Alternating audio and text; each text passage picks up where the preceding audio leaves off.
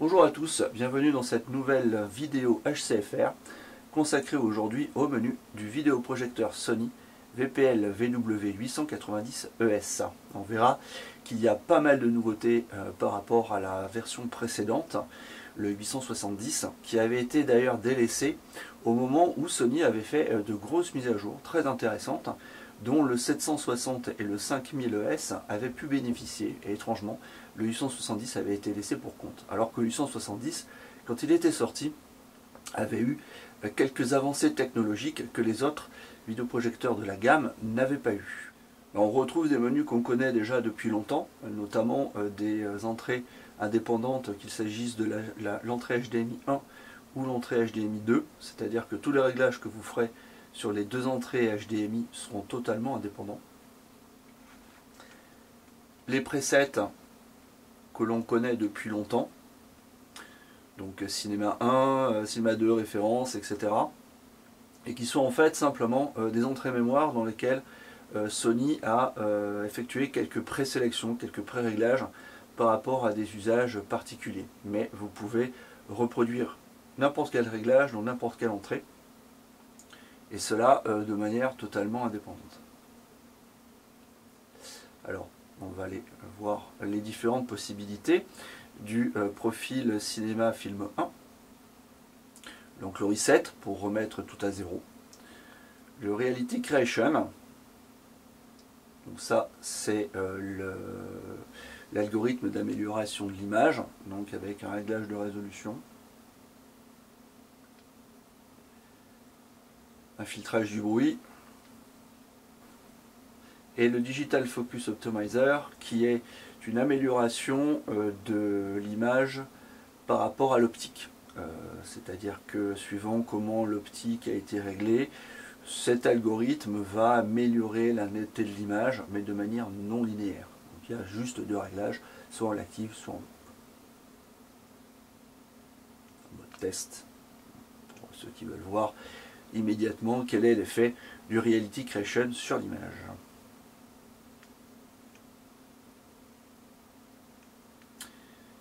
Le Cinema Black Pro, donc qui est tout ce qui concerne l'amélioration des contrastes et de la luminosité. Donc on y trouve le réglage du contrôle dynamique du laser plus de l'iris, donc à 3 positions maximum, limité donc pour favoriser une image lumineuse et off.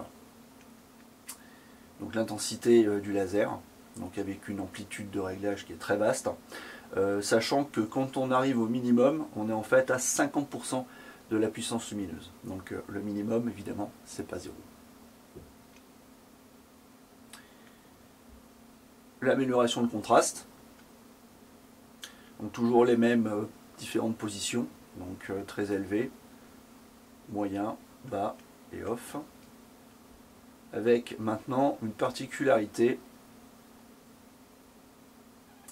C'est-à-dire que si on lance un film en HDR, donc là on va lancer un jeu, ce sera plus simple.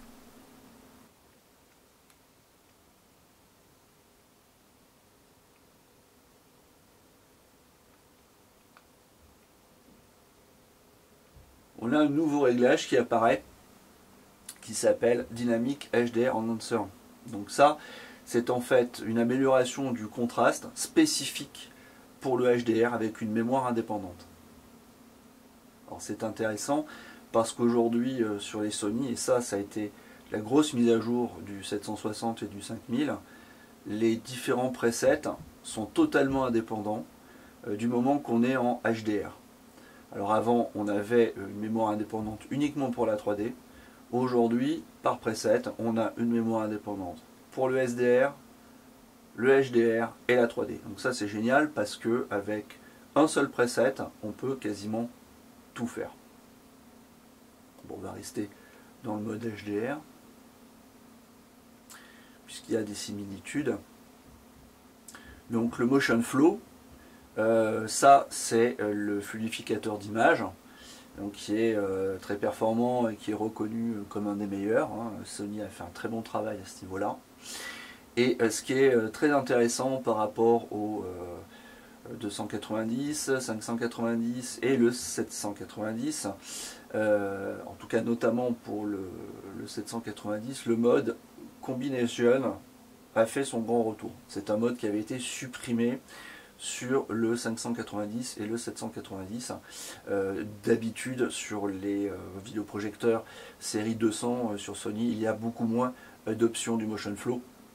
Donc de toute façon, il n'y figurait pas déjà par le passé. Alors évidemment, quand on passe en mode jeu, on verra plus tard, tous ces modes-là disparaissent. Il ne reste plus que le mode off et le mode impulse. Donc là, contraste passe en mode contraste HDR. Donc si on repasse en SDR,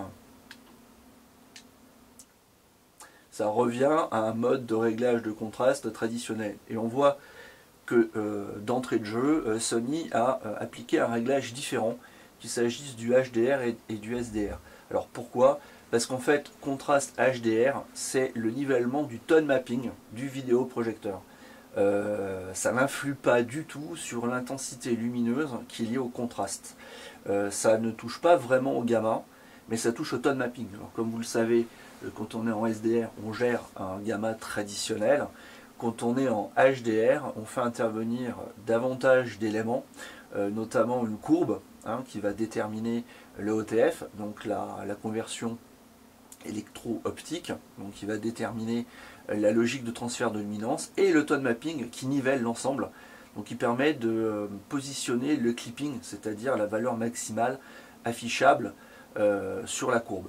Et dans ce cas-là, évidemment, l'intensité lumineuse n'est pas impactée. Donc là, si on touche à contraste, on va voir que progressivement l'intensité lumineuse de l'image diminue.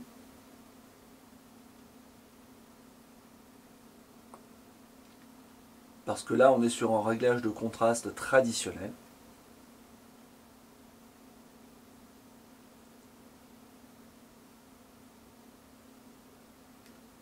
Et si on repasse à un mode HDR, et qu'on change le réglage de contraste dit HDR, l'intensité lumineuse de l'image ne change pas vraiment. Ce qui change en fait, c'est le nivellement des transferts de luminance entre les zones sombres et les zones claires. Alors à partir évidemment d'une certaine valeur, l'image devient sombre, parce qu'après une certaine valeur, on influe à nouveau sur l'intensité générale de l'image.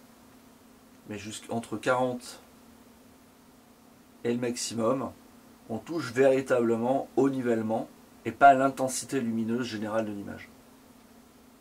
On va voir allez, le mode reset. Paf. On revient aux valeurs d'origine. On va rester sur le mode HDR parce que là on rentre dans des valeurs qui sont communes. Donc là, le réglage de la luminosité de l'image, l'intensité des couleurs, la saturation hue, c'est aussi l'intensité des nuances, la sélection des températures de couleurs, c'est toujours la même chose chez Sony, et c'est ici qu'on trouve les différents réglages, donc de gain et de bias sur les valeurs RGB.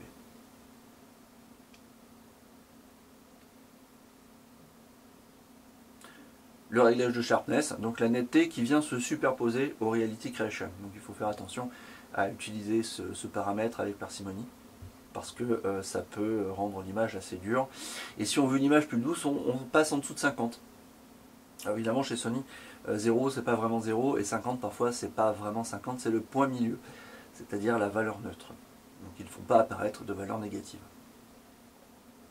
En ce qu'ils appellent le réglage expert, donc on trouve d'autres possibilités de réglage, notamment donc un réglage supplémentaire de réduction de bruit, donc qui vient s'additionner à la réduction de bruit qu'on trouve dans le Reality Creation. Donc il y a plusieurs niveaux, et donc un mode automatique qui va analyser l'image et qui va déterminer si oui ou non l'algorithme doit intervenir.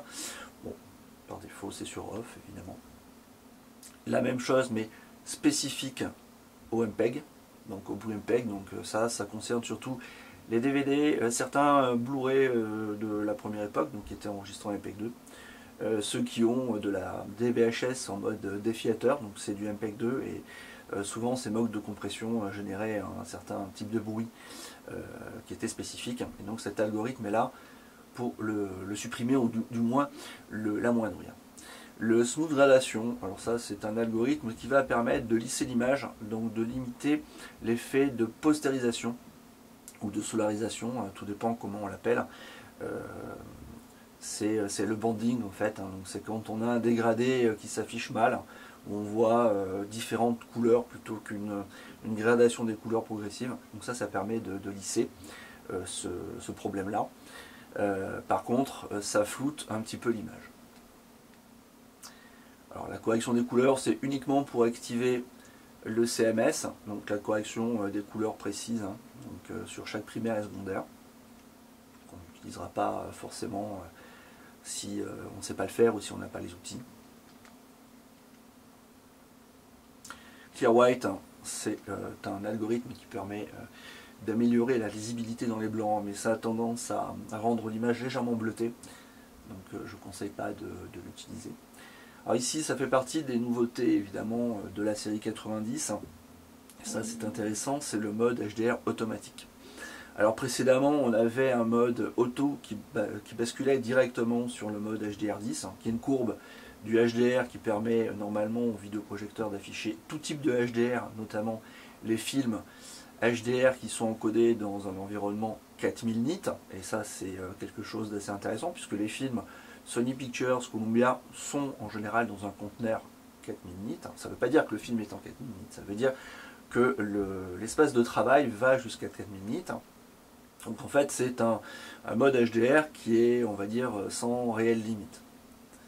Et le HDR référence, donc si on sélectionne, on voit qu'on passe sur un autre mode du vidéoprojecteur qui lui limite l'affichage du HDR dans un environnement 1000 nits. Donc ça veut dire qu'on va récupérer toute la puissance lumineuse du vidéoprojecteur en termes de gestion électronique. Attention, bien électronique, hein, ça n'intervient pas sur la puissance lumineuse physique du laser et de l'optique. Donc jusqu'à 1000 nits pour les films qui sont encodés à 1000 nits, c'est appelé référence, puisqu'effectivement 1000 nits c'est considéré comme un mode de référence, y compris sur les télévisions. Ça ne veut pas dire que le vidéoprojecteur va monter jusqu'à 1000 nits, mais qui travaille dans un espace pour les films, donc qui sont encodés jusqu'à 1000 nits. Le HLG, on va voir une image un peu délavée, c'est normal parce que ça c'est quelque chose de spécifique pour l'univers broadcast télévision, donc qui n'est pas vraiment exploité aujourd'hui, puisque si vous avez Netflix et autres, vous verrez que vous avez des modes de HDR10 traditionnels, voire Dolby Vision. Je ne sais pas trop si le HLG sera un jour véritablement exploité, mais en tout cas ça fait partie des normes traditionnelles.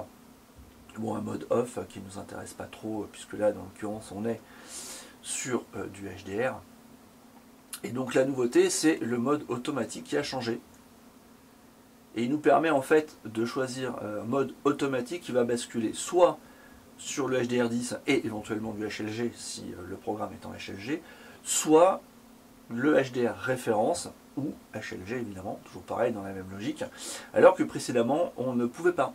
C'était le mode automatique basculait automatiquement sur le mode HDR10. C'était juste pour dire je reçois du HDR, je bascule automatiquement sur le mode HDR. Aujourd'hui, on a la possibilité de choisir les deux courbes qui sont préprogrammées par Sony dans ses vidéoprojecteurs.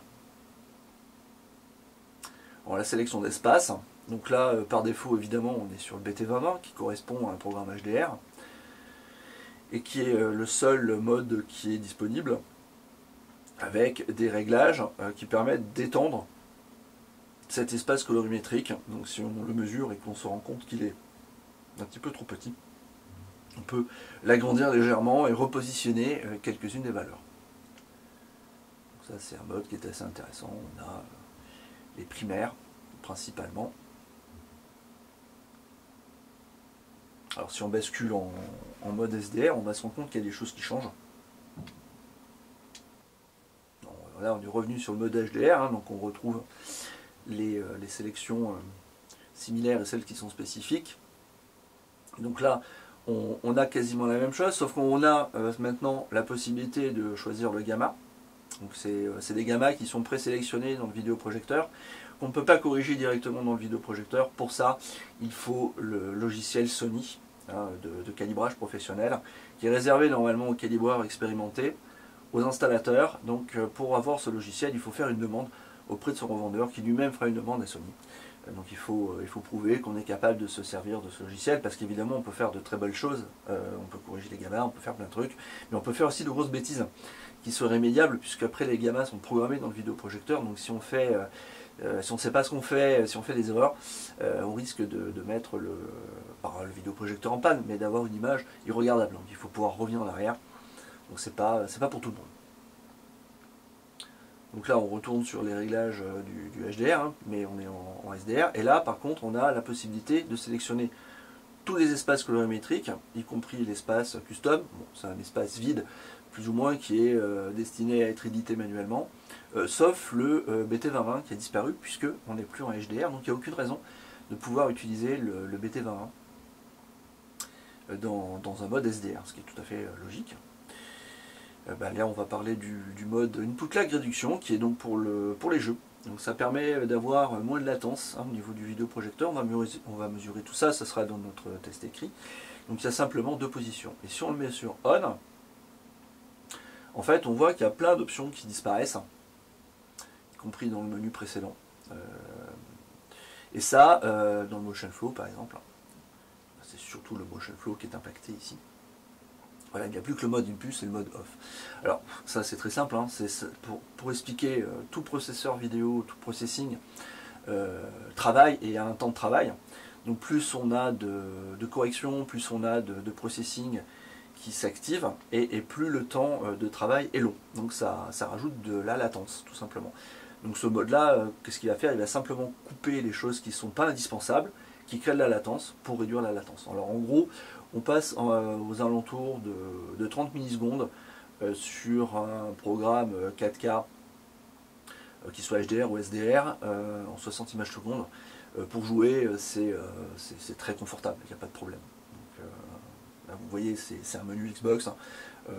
On a joué à Halo, donc qui est un FPS qui demande quand même une bonne réactivité du vidéoprojecteur et on s'en sort très très bien. Bon, je vais passer sur le mode off. Comme ça, on a accès à tout. Je vais essayer. Alors normalement, sur le mode HDR, on peut le forcer. Hein, donc ça aussi, c'est intéressant. Hein, on peut forcer le mode SDR. Hein, ça peut solutionner certains cas de figure et ça peut permettre aussi de créer des profils, des presets. Donc un preset qui sera fait pour le HDR dans un contexte 4000 nits et un autre profil optimisé pour le HDR en profil 1000 nits. On verra tout à l'heure dans une autre vidéo que malgré les améliorations du HDR, il y a encore des petites choses à faire. Enfin, on en parlera tout à l'heure. Donc si on se met sur Off, en théorie, on récupère la sélection complète des espaces colorimétriques, y compris le BT2020. Donc ça, c'est une petite astuce pour pouvoir calibrer le BT2020 dans un logiciel qui a besoin de mesurer le BT2020, enfin en tout cas les espaces colorimétriques en SDR, et qui ajuste le HDR, donc la courbe, d'une manière séparée. On va se remettre on va sortir. Reset.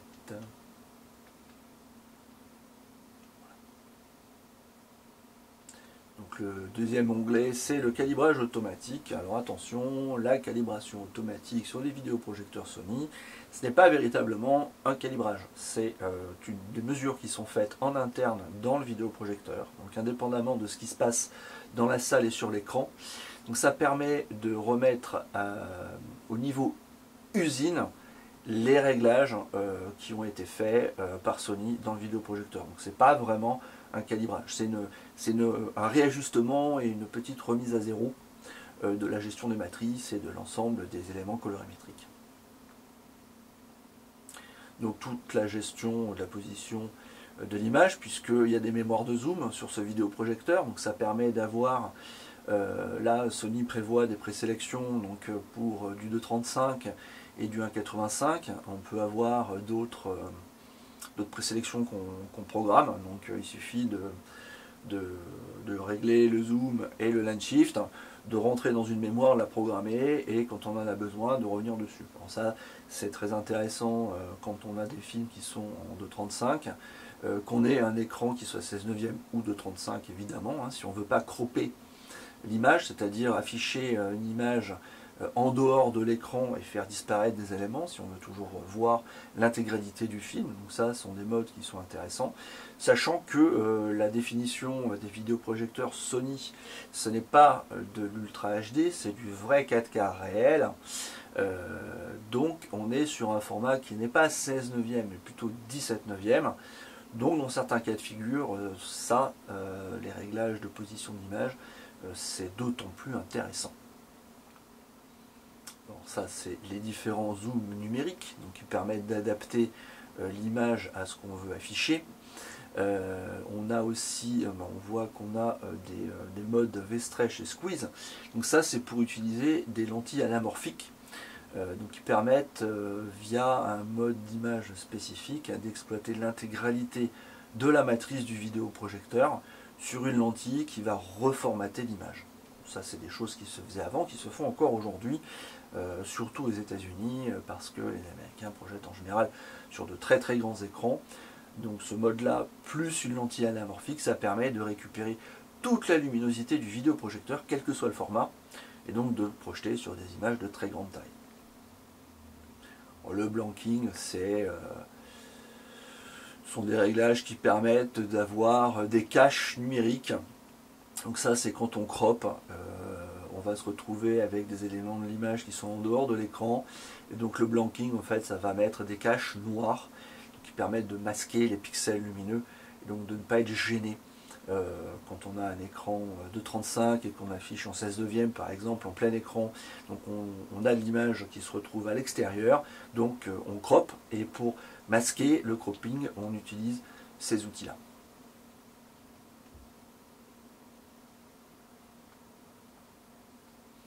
Donc ça ce sont des informations générales, hein, régler la langue, la position du menu, ça peut être intéressant suivant comment vous avez ajusté votre vidéoprojecteur. Le mode altitude, c'est un mode de fonctionnement environnemental pour tenir compte de l'altitude, des températures, de l'humidité en général. Donc c'est pour avoir un vidéoprojecteur qui va fonctionner normalement et qui va pouvoir avoir moins de dégradation au niveau des matrices dans le temps. Bon, il y a d'autres fonctionnalités, le network management, donc ça c'est pour la connectique au réseau, puisque le logiciel de calibrage du vidéoprojecteur se passe sur le réseau. C'est important de pouvoir l'activer, de rentrer dedans et de déverrouiller certaines choses. Tout est expliqué dans la notice.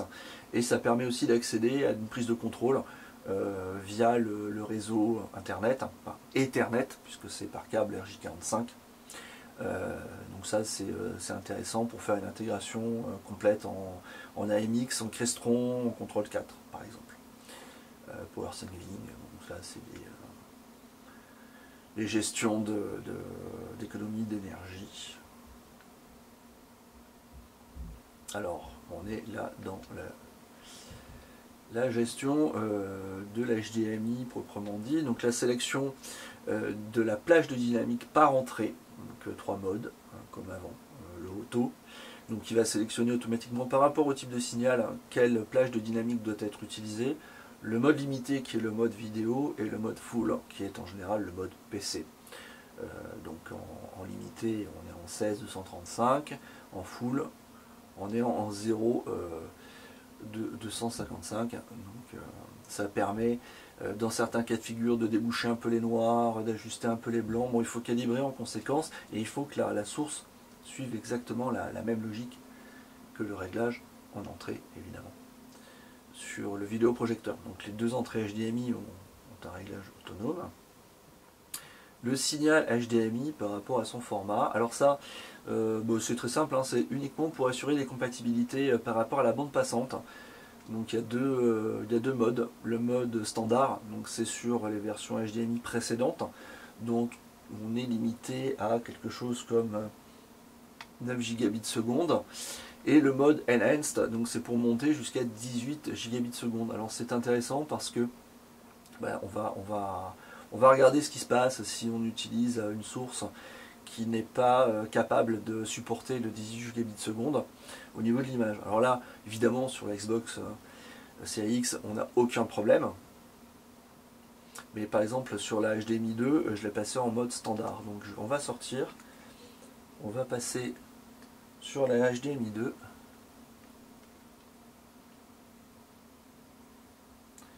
Où j'ai branché un lecteur de Blu-ray qui est en mode de sortie normale. Donc là, on s'est mis en standard, donc tout va bien. C'est un film avec Nicolas Cage, ça c'est un truc un peu particulier. Si vous aimez les films d'horreur un peu délirants et loufoques, vous pouvez le regarder. Autrement, c'est vraiment pas indispensable. Donc là, on est sur le mode standard. Je passe sur le mode amélioré. Et voilà, l'image elle n'est pas affichée correctement parce que entre le lecteur et le vidéoprojecteur, eh bien, le 18 gigabits n'est pas pris en compte puisque c'est un lecteur de Blu-ray standard, donc en HDMI 1.4, donc pas en HDMI 2.0. Donc ça passe pas bien, ça passe mal, et donc le mode standard permet de revenir à un affichage normal et correct. Alors justement, j'en profite pour être sur un film qui est en 1080p pour aller vous montrer une petite particularité du Reality Creation. Si on rentre dedans, on voit qu'il y a un menu supplémentaire qui apparaît, parce que là c'est un film 1080p en 24 images secondes, ça ne marche que sur ce format-là. Donc c'est un accès à la base de données qui permet au Reality Creation d'améliorer la qualité de l'image. Et on a le mode normal, donc qui est sélectionné par défaut, ou le mode Mastered in 4K. Alors ce mode-là concerne une petite liste de films Blu-ray standard qui avait été édité par Sony à une époque, qui se trouve encore si vous cherchez sur internet, et qui avait un master spécifique issu d'une image 4K et qui avait été donc refait en Blu-ray en tenant compte des possibilités du Reality Creation pour avoir d'une part une colorimétrie proche du master d'origine, donc un peu plus proche du DCI que les masters 709 qu'on a sur les Blu-ray traditionnels, donc en passant par le Reality Creation, et une amélioration donc de l'image en termes de sharpness, de détail, plus proche du master 4K. Donc c'était quelque chose d'assez directif et vraiment dédié à cette liste de films. On va ressortir. Continuer notre exploration sur ce film-là, puisque de toute façon, ça change rien. Alors là, les réglages de la 3D. Donc on a la possibilité d'avoir un affichage automatique. On peut simuler la 3D dans des modes différents. Donc ça c'est très intéressant pour les gens qui sont passionnés de 3D. Donc quand on envoie un film en 3D, on verra tout à l'heure s'il y a des choses supplémentaires qui apparaissent. Donc ça c'est pour pouvoir avoir les mires de test quand on fait un réglage de l'optique par exemple, et un réglage pour verrouiller, donc le setting lock, c'est pour verrouiller les réglages pour éviter de les changer par inadvertance. Alors l'image flip, c'est pour changer la position de l'image par rapport à la position du vidéoprojecteur. Donc là on est en projection frontale vidéoprojecteur inversé, puisqu'il est fixé au plafond, mais tel bêche, donc sur une potence, et ça permet, on va voir, de changer les différents modes.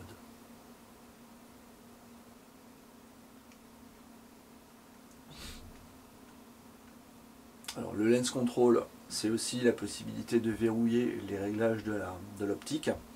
C'est pour éviter de dérégler l'optique une fois qu'elle a été réglée aux petits oignons. Ça, ce sont des réglages qui sont spécifiques à l'usage d'une lentille anamorphique. L'accès aux triggers, puisqu'il y a des triggers donc sur ce vidéoprojecteur, donc pour les activer, il y en a deux. Donc ça peut servir quand on a un écran enroulable, motorisé. Donc ça, le vidéoprojecteur, quand il s'allume, peut piloter l'écran par exemple, ou d'autres choses. La sélection des récepteurs infrarouges. Il y en a deux, donc il y en a un devant, un derrière, comme on a vu dans notre vidéo d'unboxing. Donc ça permet de sélectionner l'utilisation des deux, ou simplement celui de derrière, ou simplement celui de devant. Ça peut être utile, par exemple, si vous avez une télécommande qui rentre en conflit avec les codes d'infrarouge de votre vidéoprojecteur, sachant que vous pouvez verrouiller un des deux récepteurs. Donc là, selon où vous trouvez dans la pièce, l'usage de la télécommande qui pose problème ne posera plus de problème avec le vidéoprojecteur. Et par contre, dans ce cas-là, il faudra viser avec la télécommande du vidéoprojecteur le bon récepteur. Ça m'est jamais arrivé. Donc, c'est pas des choses, à mon avis, qui se présenteront. Alors,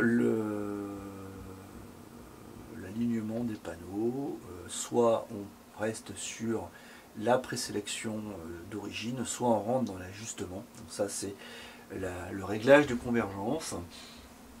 Donc il y a plusieurs modes, hein, soit général, soit par zone.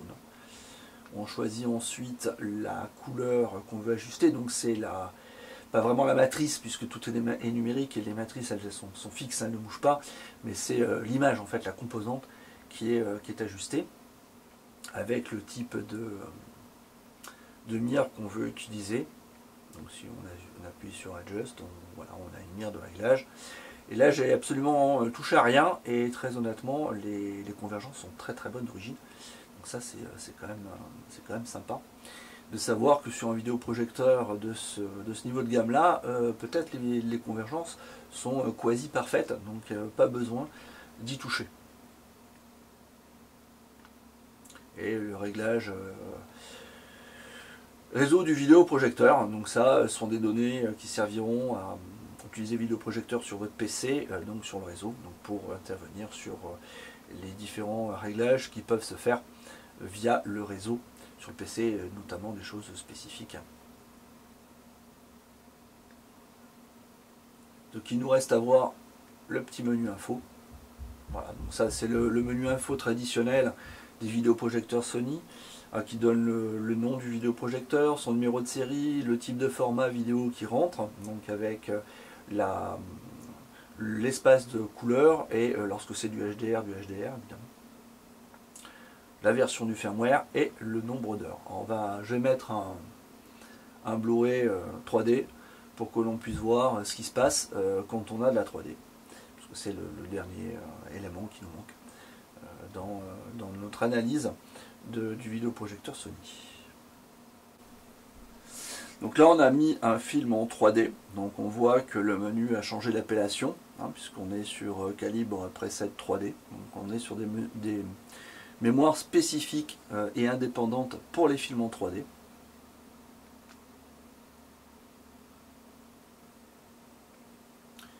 Et si on va dans les réglages de la 3D, on voit qu'il y a un nouveau menu qui est apparu.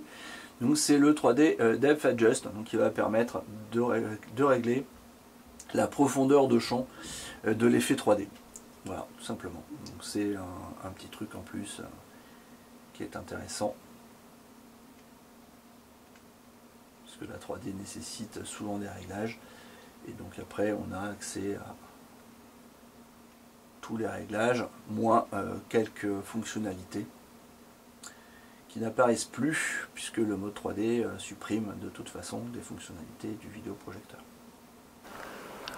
Et bien voilà, nous avons fait le tour de l'ensemble des menus du VPL VW890ES. Merci d'avoir regardé cette vidéo jusqu'au bout et à bientôt pour d'autres vidéos sur ce vidéoprojecteur, notre test écrit et évidemment encore d'autres tests sur HCFR, notre site et notre forum. À bientôt, merci.